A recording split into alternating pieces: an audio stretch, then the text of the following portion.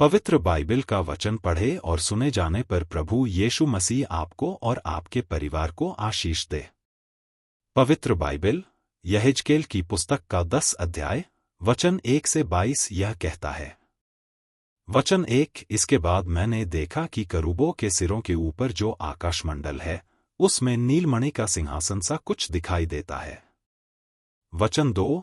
तब यहोवा ने उस सन के वस्त्र पहने हुए पुरुष से कहा, घूमने वाले पहियों के बीच करूबों के नीचे जा और अपनी दोनों मुट्ठियों को करूबों के बीच के अंगारों से भरकर नगर पर छितरा दे। सो वह मेरे देखते देखते उनके बीच में गया। वचन 3। जब वह पुरुष भीतर गया तब वे करूब भवन की दक्षिण ओर खड़े थे और बादल भीतर वाले आंगन में भरा हुआ था।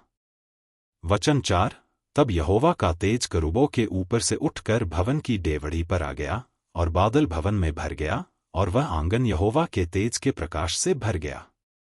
वचन 5। और करूबों के पंखों का शब्द बाहरी आंगन तक सुनाई देता था, वह सर्वशक्तिमान परमेश्वर के बोलने का सा शब्द था। वचन 6। जब उसने सन के वस्त्र पहने हुए पुरुष को घूमने वाले पहियों के भीतर करूबों के बीच में से आग लेने की आज्ञा दी, तब वह उनके बीच में जाकर एक पहिए के पास खड़ा हुआ। वचन 7। तब करूबों के बीच से एक करूब ने अपना हाथ बढ़ाकर उस आग में से जो करूबों के बीच में थी कुछ उठाकर सन के वस्त्र पहने हुए पुरुष की मुट्ठी में दे दी और वह उसे लेकर बाहर चला गया। वचन 8। करूबों के पंखों के नीचे तो मनुष्य का हाथ सा कुछ दिखाई देता था। वचन 9।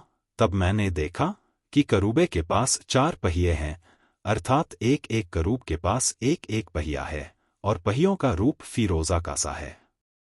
वचन 10। और उनका ऐसा रूप है कि चारों एक से दिखाई देते हैं, जैसे एक पहिए के बीच दूसरा पहिया हो। वचन 11। चलने के समय वे अपनी चारों अलंगों के बल से चलते हैं और चलते समय मुड़ते नहीं, वरन जिधर उनका सिर रहता है वे उधर ही उसके पीछे चलते हैं और चलते समय वे मुड़ते नहीं। वचन 12। और पीठ, हाथ और पंखों समेत करूबों का सारा शरीर और जो पहिए उनके हैं वे भी सब के सब चारों ओर आंखों से भरे हुए हैं। वचन 13। मेरे सुनते हुए इन पहियों को चक्कर कहा गया, अर्थात घूमने वाले पहिए। वचन 14। और एक एक के 4 मुख थे, एक मुख तो करूब का सा, दूसरा मनुष्य का सा, तीसरा सिंह का सा और चौथा उकाब पक्षी का सा।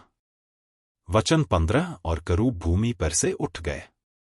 ये वे ही जीवधारी हैं जो मैंने कबार नदी के पास देखे थे।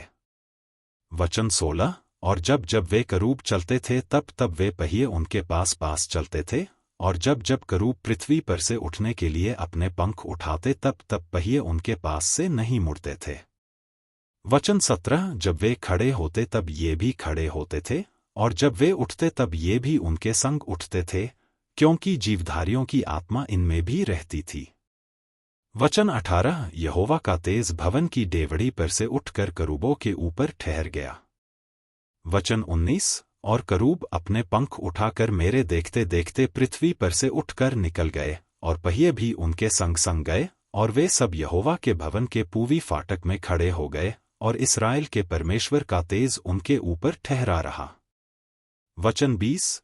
ये वे ही जीवधारी हैं जो मैंने कबार नदी के पास इस्राएल के परमेश्वर के नीचे देखे थे, और मैंने जान लिया कि वे भी करूब हैं। वचन 21।